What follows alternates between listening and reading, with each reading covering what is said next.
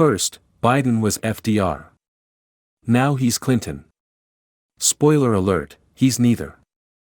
In 2021, Joe Biden was touted as a bold progressive president in the spirit of FDR. In 2023, he's suddenly being cast as a center-hugging Bill Clinton. Hey, race an alternative hypothesis. Maybe Joe Biden is just Joe Biden, and maybe it's neither the 1930s nor the 1990s anymore. Historical analogies can be instructive, but they're also vexed. Franklin D. Roosevelt and Clinton are more complicated as politicians and people than as archetypes. Roosevelt could be cautious and often had to be pushed to be more progressive. Clinton was certainly a third-way triangulator, but his healthcare proposal was far more sweeping than Obamacare, and he was, by the way, a vocal Roosevelt fan.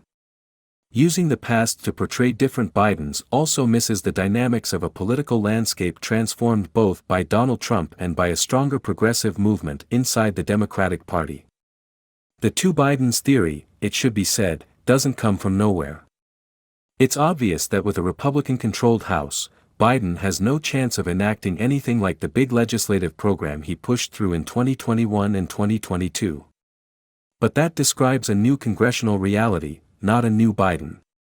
The president has re-upped his support for his earlier ideas on child care, elder care, health coverage and taxes. And he is aggressively contrasting his priorities with the slashing program cuts Republicans have begun to float, which, by next year, might invite new comparisons, to Harry S. Truman. The evidence that Biden has veered to the center rests largely on three moves: his refusal to defend the right of the D.C. Council to rewrite the city's criminal code and reduce penalties for some offenses, the apparent toughening of his stance on immigration, although the particulars are still under debate inside his administration, and his approval of oil drilling on certain federal lands in Alaska, which angered environmentalists. Standing up for D.C.'s democratic autonomy against carping Republicans in Congress would have been the right thing to do, and most House Democrats voted against rescinding the code.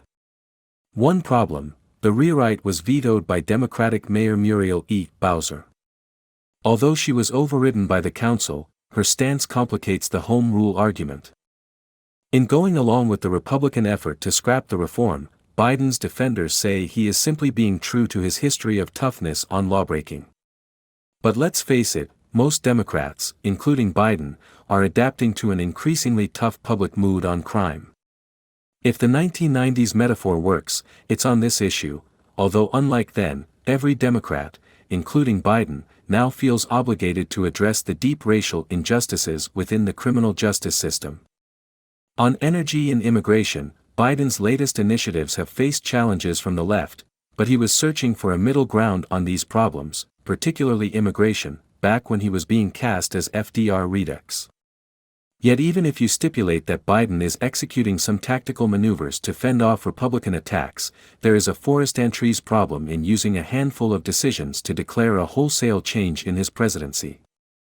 That's why, despite some grumbling, there is not a revolt against him among progressives.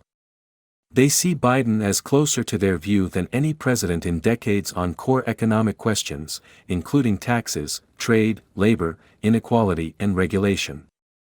So does the Wall Street Journal editorial page. And there's no going back to the 90s, because opinion among Democrats and the public has shifted leftward on many issues. Among them, racial justice, voting rights, LGBTQ rights, abortion, health care, worker rights, industrial policy, family leave and child care. Biden's approach reflects these shifts no less today than at the beginning of his term. While he is especially animated when talking about economics and lifting the fortunes of the working class, he has not been shy about addressing matters at the heart of the GOP's culture wars. Michael Donilon, a senior White House advisor, sees abortion rights as becoming an even more salient issue as Republican-led states enact new restrictions.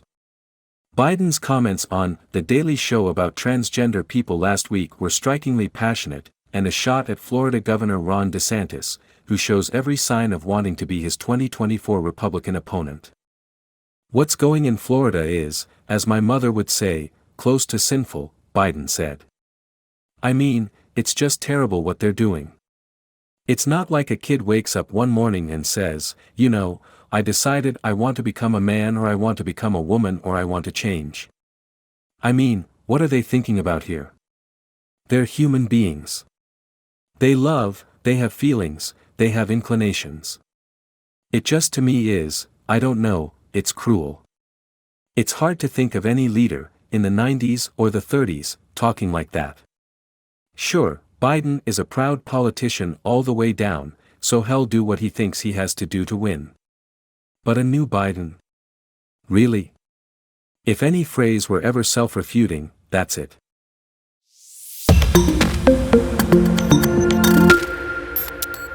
First, Biden was FDR. Now he's Clinton. Spoiler alert, he's neither.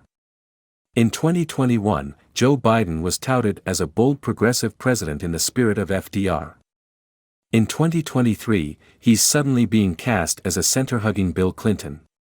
Hey, raise an alternative hypothesis. Maybe Joe Biden is just Joe Biden, and maybe it's neither the 1930s nor the